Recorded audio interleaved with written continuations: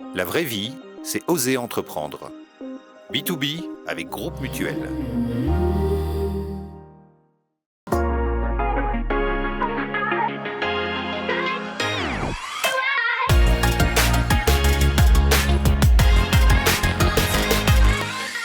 Bonjour à toutes et à tous, bonjour Frédéric. Bonjour Ludovic.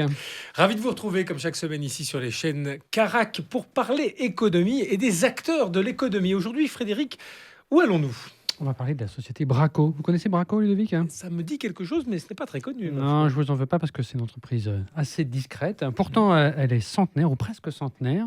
Entreprise italienne implantée en Suisse depuis déjà plusieurs décennies, en particulier à Genève. Elle est active dans les sciences de la vie, dans l'imagerie médicale et vient de réaliser un important investissement dans le canton, à Plan-les-Ouates exactement.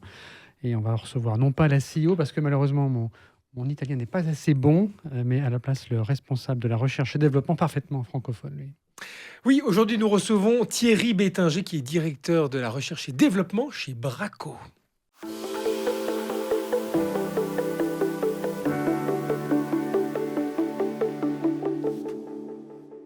Thierry Bétinger, bonjour. Bonjour. Comment allez-vous? Très bien, merci pour l'invitation.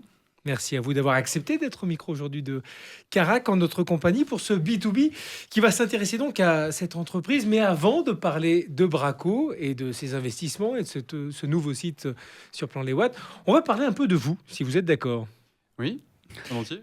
Alors, pour commencer, cela fait déjà 24 années que vous êtes dans l'entreprise. Oui, tout à fait. Donc, J'ai rejoint l'équipe en 2001, effectivement, c'est après mes études. juste après vos études, donc. C'est ça, enfin, pas tout à fait. En fait, j'ai fait une thèse en pharmacochimie à Strasbourg, à l'université Louis Pasteur à l'époque. Et depuis, j'ai rejoint après un groupe universitaire en Angleterre Oui. pendant 2 années à Birmingham. Et après, j'ai commencé à regarder pour revenir en France ou en Europe sur le continent. Et c'est vrai qu'il y a eu plusieurs opportunités. Celle de Braco s'est présentée en 2001. J'ai postulé et voilà, j'ai eu la chance d'être pris. Et puis depuis, effectivement, je suis toujours dans la société. Donc depuis 24 ans, comme vous l'avez souligné. Alors j'ai envie de dire c'était ou un ticket gagnant, ou bien vous vous y sentez vraiment très bien. Ça devient rare aujourd'hui des gens qui restent 24 années comme ça. C'est vrai. C'est vrai que, en fait, ce qui caractérise souvent les chercheurs, c'est d'être toujours dans un environnement de curiosité et d'apprendre de nouvelles choses. Et j'ai eu cette chance à Braco de pouvoir évoluer aussi en termes de rôle et aussi d'avoir toujours des projets qui sont intéressants et qui nourrissent ma curiosité. Donc, d'où la raison de mes 24 années chez Braco. Mais ce qui n'est pas complètement unique, on a quand même une seniorité assez élevée. On a à peu près 14 ans d'ancienneté en moyenne chez les collaborateurs. Donc, ce qui fait quand même que, voilà, on s'y sent bien pour plein de raisons. Pas que scientifiques, mais aussi pour l'environnement de travail qui nous est proposé. Alors vous parliez un peu de vos déplacements pendant vos études. J'ai envie de dire, à côté de votre immobilisme professionnel, en quelque sorte, vous avez un peu la bougeotte, en tout cas pour ce qui est de vos loisirs. Vous êtes collectionneur de voitures anciennes et vous avez un bon coup de pédale. Vous nous racontez? Alors, les voitures anciennes, je pense que ça vient un peu de mes origines alsaciennes. Dans le sud de l'Alsace, il y a un formidable musée de l'automobile. Et c'est vrai que ça a toujours baigné un peu mon enfance. Et petit, je collectionnais des petites voitures pour commencer déjà avec ce que je pouvais me permettre. Et tournait des années, quand j'avais 40 ans, je me suis dit, tiens, je vais quand même essayer une vraie voiture et passer du modèle réduit au modèle échelle 1-1. Et donc, j'ai commencé avec ce qu'on appelle être la voiture vraiment de base pour commencer dans la collection, une MGB qui est un modèle très courant et qui est sympathique comme tout. De quelle année? 69. Donc, et que j'ai depuis et que j'entretiens pas personnellement, mais en tout cas, j'essaie de la garder autant que possible, toujours aussi belle que quand je l'ai eue. Et pour le coup de pédale, oui, en fait, c'est une passion qui m'est venue un peu au début des années 2010, avec un ami qui m'a mis justement le pied à l'étrier, qui m'a fait découvrir un peu tous les beaux cols et toutes les belles routes qu'on a dans la région. Et depuis, au bout de 2 ans, je me suis dit, tiens, je me ferais bien un défi. Donc, j'essaie de participer à des courses un peu plus motivantes et un peu défiantes. Donc, j'ai commencé à faire une étape du Tour de France, ouvert au cyclotourisme. Donc, Ouais. donc depuis, j'en ai fait 6 ou 7. Donc, c'est vrai que c'est intéressant de se mettre ça comme défi chaque année pour vraiment découvrir de quoi on est capable. Est-ce que c'est quelque chose qui vous inspire, qui vous sert dans votre parcours professionnel? En tout cas, ça me vide la tête et d'une force assez impressionnante. Donc, c'est vrai que quand je ne peux pas rouler la semaine, ça me manque. Et je dois dire que parfois, ça me donne des idées aussi quand je suis seul à rouler ou même avec des copains des fois. Vous Ça me roulez, vide vous roulez l'esprit. plusieurs fois par semaine? J'essaie d'y être au moins 2-3 fois, ouais. Oui. Donc, Il faut bon, s'entraîner, hein. oui. Après, c'est vrai que là, la météo n'aide pas vraiment maintenant, mais en général, ouais, entre avril-mai jusqu'à septembre-octobre, ouais, j'essaie de rouler 2-3 fois, ouais. Du temps où vous étiez en Angleterre, si LinkedIn ne ment pas, vous avez travaillé sur le messager ARN. Et tout à fait. Alors, c'est vrai que avec ce qu'on entend aujourd'hui, c'était un peu précurseur. C'est vrai que à cette époque-là, on le voyait comme quelque chose de plutôt pas très prometteur parce que beaucoup trop fragile par rapport à un ADN. Donc, peu de travaux existaient à cette époque-là. Alors, j'ai pas l'ambition de dire que j'ai contribué au vaccin contre le Covid, hein, c'est de loin de moi. Mais c'est vrai que c'était intéressant de voir qu'à cette époque-là, on avait déjà eu cette idée de pouvoir travailler sur ce vecteur génétique. Ouais. Est-ce que ça vous a donné quelques envies, justement, le Covid, cette pandémie, et malheureusement, tout Alors, ça... dans le milieu professionnel dans lequel on est, on n'a pas nécessairement des activités qui rentrent en lien avec le traitement du Covid, ou en tout cas la prévention du Covid. Mais d'une certaine façon, l'imagerie médicale a aidé aussi pour tout ce qui était imagerie au niveau des poumons, pour les patients qui souffraient justement, donc, mais qui n'étaient pas directement en lien avec les activités et les produits que l'on développe. On reviendra sur les produits dans la deuxième partie de l'émission, mais à Genève, restons sur votre profil. Vous gérez une équipe de 45 chercheurs, des projets de R&D, il faut gérer des budgets aussi de R&D, gérer des personnes. 45 personnes, c'est vite une grande équipe. Ça ne fait pas du tout partie de votre formation. Vous avez appris ça sur le tas. Vous avez été à Exactement. l'IMD. Comment vous vous y êtes mis? En fait, petit à petit, c'est vrai que j'ai jamais eu nécessairement une ambition personnelle de vouloir devenir absolument un responsable. Et c'est venu assez naturellement petit à petit. D'abord à gérer un projet, et puis une petite équipe au cours d'un projet, et puis au début des années 2010, un département de dizaines de personnes. Qu'est-ce qui vous plaît là-dedans? Finalement, c'est de pouvoir diriger des projets, amener des gens à tous travailler ensemble dans une même direction, de pouvoir concrétiser aussi des idées. Et finalement, assez naturellement, c'est venu comme quelque chose que j'appréciais et que j'avais l'impression de me sentir à l'aise et que les gens se trouvaient aussi à l'aise. Donc j'avais un retour aussi qui était positif. Parfois, il faut un peu sacrifier du temps qu'on avait ou du plaisir qu'on avait en étant chercheur. Ah, Et là, il faut prendre un pas de recul, C'est clair. gérer l'humain. J'ai eu du mal à partir, en l'occurrence. J'étais toujours attiré par faire la dernière expérience au labo, de faire la dernière expérience. Voilà, j'avais toujours cette attirance par rapport à l'expérimentation. Mais j'ai commencé à devenir mauvais au laboratoire. Donc, je me suis rendu compte que travailler Parce une que vous fois... manquez de temps, vous voulez dire, ou bien... Non, parce qu'en fait, quand on pratique plus assez régulièrement, Ah oui, on est moins bon. le savoir-faire, en fait. Voilà. Et quand on fait une expérience tous les mois ou deux fois par mois, on ne sait plus où se trouvent les produits, on va demander à tout le monde. Finalement, on embête tout le monde plutôt que d'être vraiment très utile, quoi. Donc, à la fin, je pense qu'il faut réussir à faire la paire des choses et comprendre que là où est notre place, voilà, elle est là où on ambitionne d'y aller, quoi. Donc, Et pour vous, qu'est-ce qui est important? Quelle est la recette pour stimuler l'innovation dans une équipe, pour garder les personnes à venir avec des idées? Qu'est-ce qu'il faut faire? Qu'est-ce qu'il faut mettre comme ingrédient pour que ça fonctionne? c'est une bonne question. Je dirais qu'il faut leur faire comprendre de la valeur de ce qu'ils vont faire. Et notamment de leur faire comprendre que l'innovation vers là où on veut aller, il faut que ça réponde à un besoin clinique fort.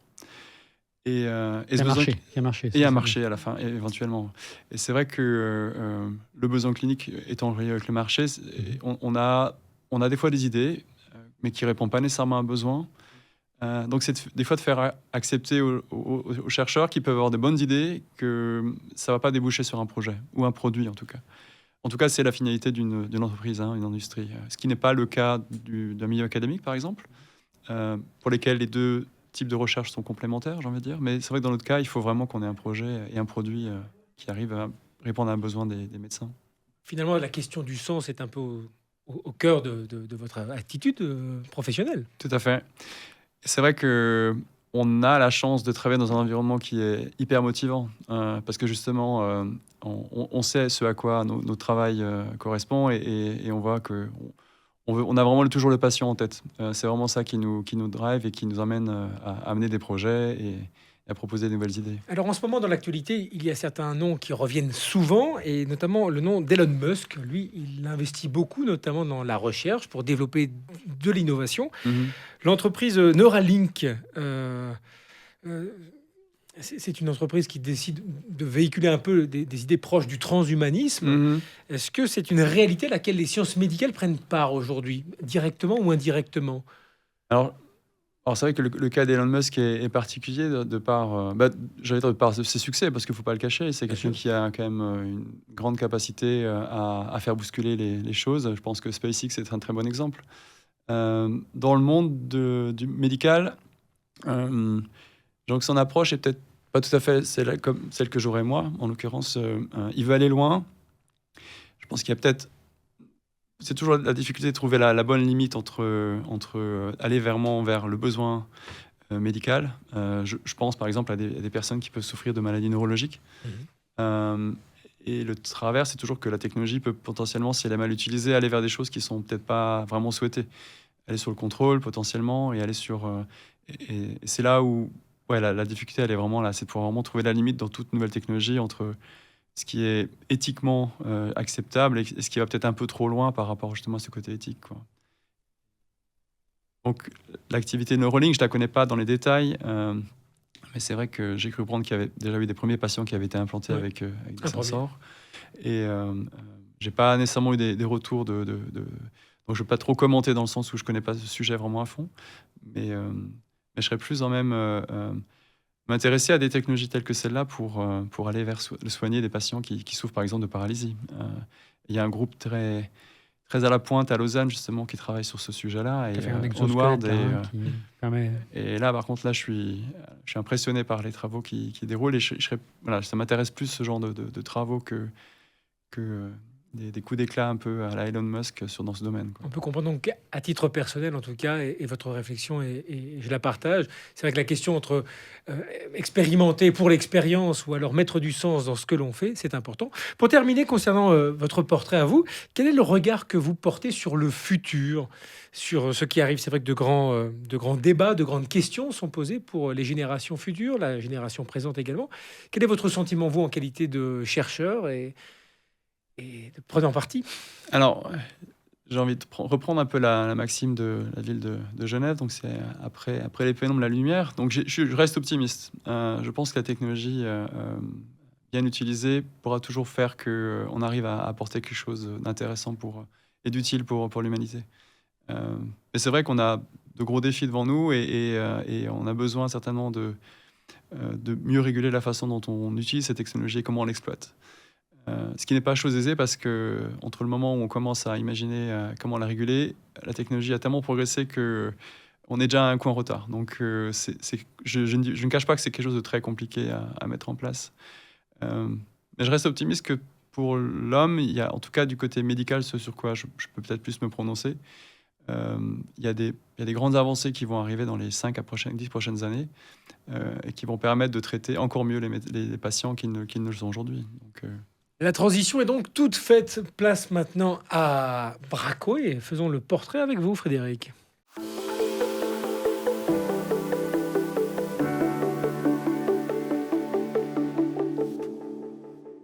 Thierry Bétager, on va donc faire le portrait de Braco, société italienne, je le rappelais, créée en 1927. Elle est basée à Milan, active dans les sciences de la vie, et une de ses spécialités sont des solutions dans l'imagerie médicale. Assez grand groupe, 3700 personnes à peu près dans le monde, près de 2 milliards de francs de chiffre d'affaires, et implanté à Genève dans les années 90. Et vous venez d'inaugurer un nouveau bâtiment, à Plan-les-Ouates, plus de 80 millions de francs d'investissement, dans le but de tripler la production. Alors, quelle production, justement, en quelques mots, pourriez-vous nous présenter ce que fait exactement Braco? Braco, donc, comme vous l'avez dit, un groupe familial. Donc, le nom Braco vient en fait de la famille Braco, donc qui est toujours détentrice. C'est Madame Braco qui dirige toujours. Exactement. Et son neveu qui est CEO d'une branche du groupe Braco. Et comme vous l'avez souligné aussi, donc, fin des années 80, le groupe Braco a approché un centre de recherche, un groupe de recherche à Genève, pour travailler sur un agent de contraste qui est la spécialité du groupe Braco. Vraiment, c'est l'imagerie médicale Agent de contraste, ça veut dire quoi? Un agent de contraste, en fait, c'est un produit qui est administré par voie intraveineuse et qu'on utilise pour rehausser en fait l'imagerie. Alors, selon la modalité d'imagerie, ça peut être rayons X, IRM, médecine nucléaire ou ultrasons. Et ultrasons étant la compétence du site de Genève. Donc, ce qu'on a développé, c'est un produit qui est sur la base d'une microbulle qui est administrée par voie intraveineuse et qui permet de voir les flux sanguins dans les organes, de manière Pour générale. détecter quel type de maladie? Alors, on a deux grandes catégories. Une catégorie qui est la cardiologie. Donc, avec ce genre de produit, on peut voir le fonctionnement du cœur et en particulier comment les cavités au niveau ventriculaire se remplissent. Et on peut délimiter comme ça le contour de la cavité ventriculaire et voir s'il peut y avoir, par exemple, des problèmes de contractibilité du cœur, l'épaisseur aussi du myocarde est un indicateur aussi de la maladie. Ça, c'est un des premiers. Et l'autre grande catégorie, c'est la radiologie, qui inclut tout ce qui est abdominal. Donc, au niveau du foie. Cœur, là, hein. Oui. Là, on sort du cœur, donc c'est tout ce qui est au niveau du foie, au niveau des reins et du sein. Et à ce moment-là, on peut voir des possibles altérations des flux sanguins et mettre en avant des lésions comme des lésions cancéreuses, au niveau du foie notamment. Caractériser même si c'est quelque chose qui est bénin ou malin, donc quelque chose qui est potentiellement à suivre ou qu'on peut laisser sous surveillance. Donc, voilà le type d'utilisation qu'on en fait. Et donc Bracco produit Ces microbules. Ces microbules. Exactement. L'intérêt, c'est que ce groupe de recherche dans les années 90, effectivement, a créé un produit qui s'appelle maintenant Sonovu, donc qui n'existait pas du tout, donc ils sont partis d'une feuille blanche. On avait juste un objectif de faire un produit qui puisse être visible par ultrason, donc qui est le phénomène de l'échographie. Hein. Donc, et depuis 2001, le produit est approuvé et a été mis sur le marché à peu près partout dans le monde, maintenant plus que 44 pays. Et donc, il est utilisé dans ces deux grandes catégories de cardiologie. C'est ce qui est produit radiologie. à Genève, en C'est ce qui est produit à Genève, pour le monde entier. Et donc, tripler la capacité de production, c'est bien le but de l'investissement qui a été Exactement. réalisé. Donc, ça veut dire qu'il y a une très grande demande, où il y a de nouvelles applications qui se développent. Alors, il se trouve que, contrairement à ce qu'on peut penser, l'échographie, c'est la modalité d'imagerie la plus utilisée dans le monde médical. Il y a énormément de procédures, de plusieurs centaines de millions par an. Mais la plupart de ces procédures se font sans contraste. Et elles se font, je dirais, dans des milieux type gynécologie, en urgence. Voilà, c'est typiquement l'endroit où on fait... Et donc, il y a finalement une grande proportion des applications qui sont faites sans contraste, mais on n'en fait que même quelques pourcents avec le contraste. Et on se rend compte qu'il y a une marge de progression très importante, justement, dans pas à remplacer toutes les imageries échographiques avec du contraste, mais en tout cas, il y a une bonne proportion qui peuvent être faites en contraste. Qu'est-ce qu'on voit mieux avec le contraste sans être trop technique, hein? Mais disons que l'imagerie échographique, elle nous donne une information anatomique. Donc, elle nous détecte la densité des tissus, des organes. Donc, on peut voir les contours. Le contraste nous donne une information fonctionnelle. C'est-à-dire qu'on a l'information de quelle taille. Et après, le fonctionnel, c'est de comment est-ce qu'effectivement, il est perfusé par du sang. Et d'identifier justement des lésions qui sont présentes au niveau d'un organe. Donc, on est vraiment sur la complémentarité entre l'anatomie avec l'ultrason et le fonctionnel avec le contraste.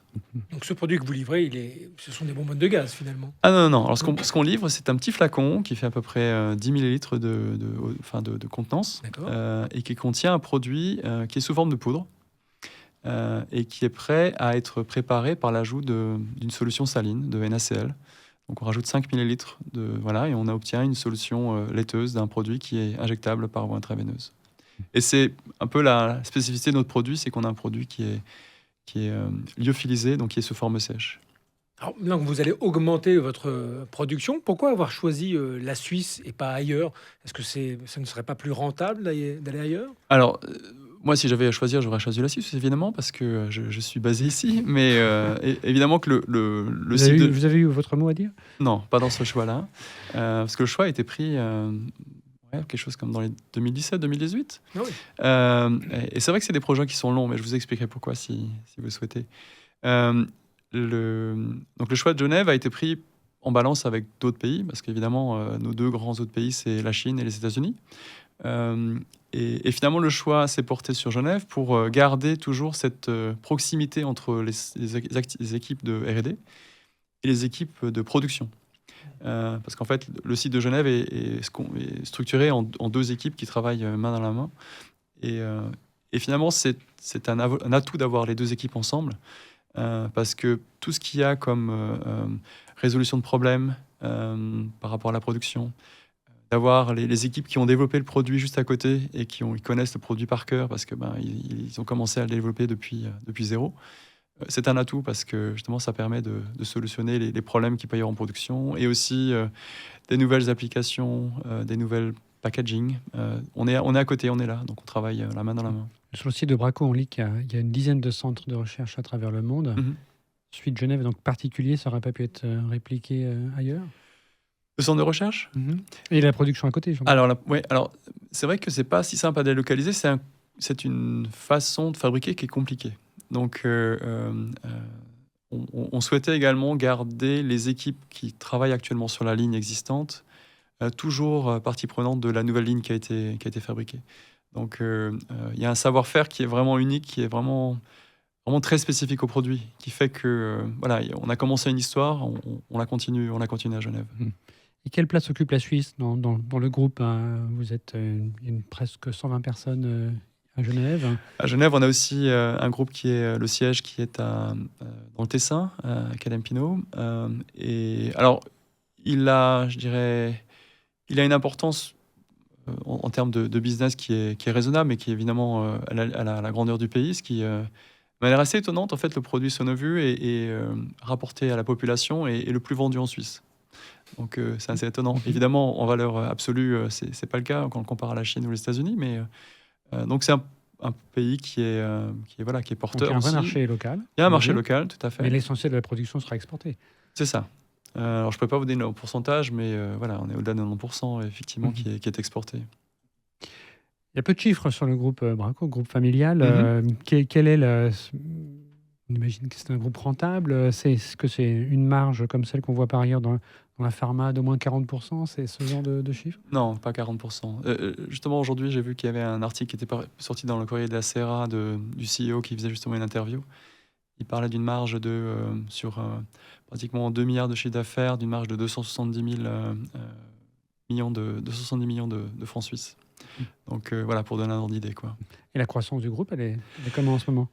Elle est plutôt bonne. On envisage, l'année dernière, on était à 1,8 milliard et l'année prochaine, cette année, on attend à peu près 2 milliards. Donc voilà, une progression constante. C'est vrai que le monde de l'imagerie médicale est en progression constante. Et les besoins se font de plus en plus importants de par la population qui vieillit. Donc les besoins sont là, existants. Ce produit que vous fabriquez, vous êtes les seuls à le fabriquer sur... Alors actuellement, il y a 4 produits qui sont commercialisés dans le monde, qui sont... Similaires? Pardon? Similaires. Alors similaires sur le même domaine d'imagerie, d'application.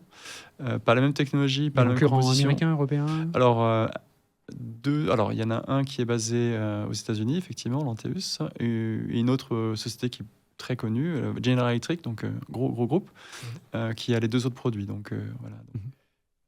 Donc ouais, effectivement, on a des compétiteurs. On se répartit un peu les zones géographiques.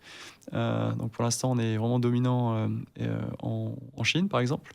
Mais on a des compétiteurs locaux qui apparaissent aussi. Donc voilà, c'est un domaine qui commence à attirer du fait que le besoin augmente et on voit que le marché augmente aussi. Ces innovations, ce sera peut-être aussi l'occasion de faire quelques innovations nouvelles.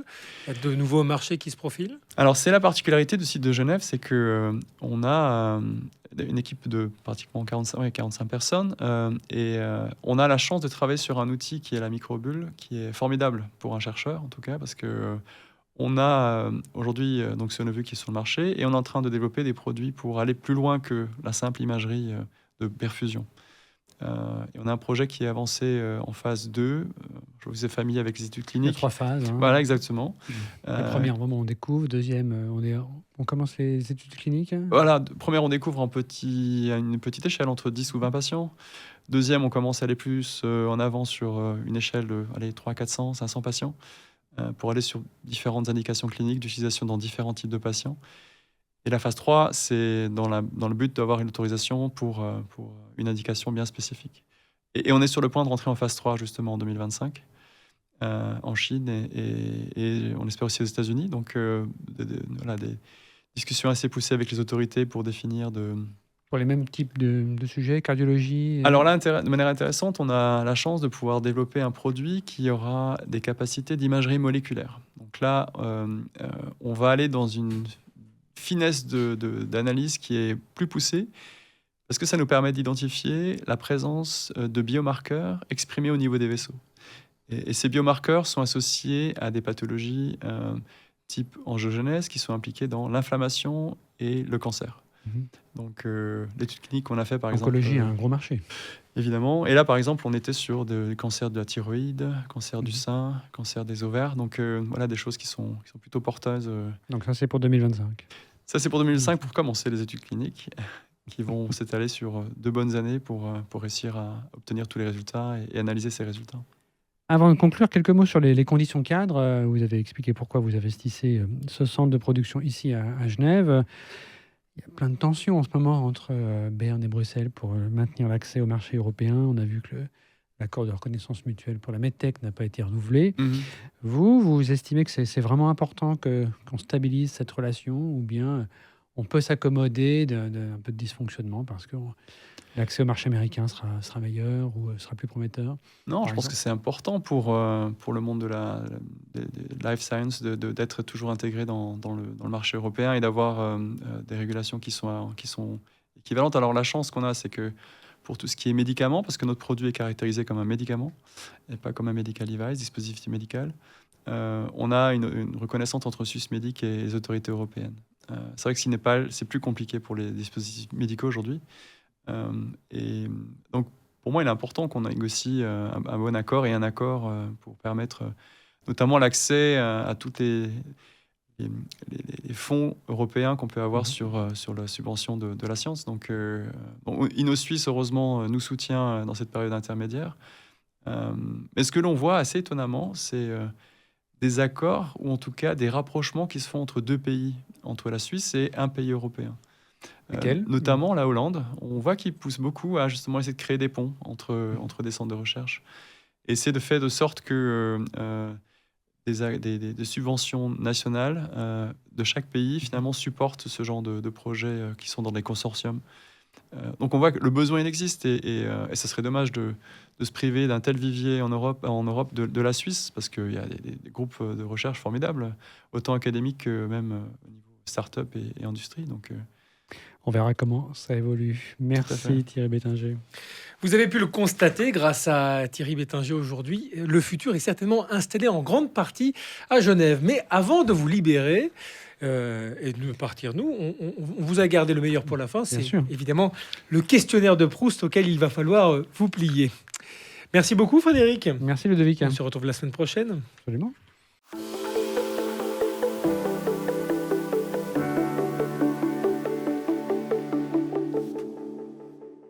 Croire en son projet, rester soi-même et être sûr de son étude de marché.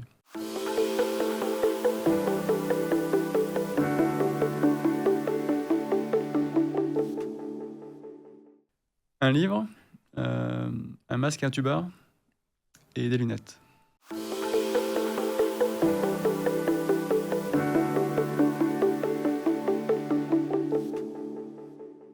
Alors, je vais vous faire grâce de la chanter.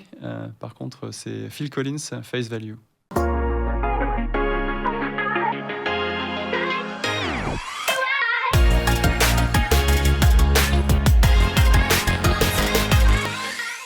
La vraie vie, c'est oser entreprendre. B2B avec Groupe Mutuel.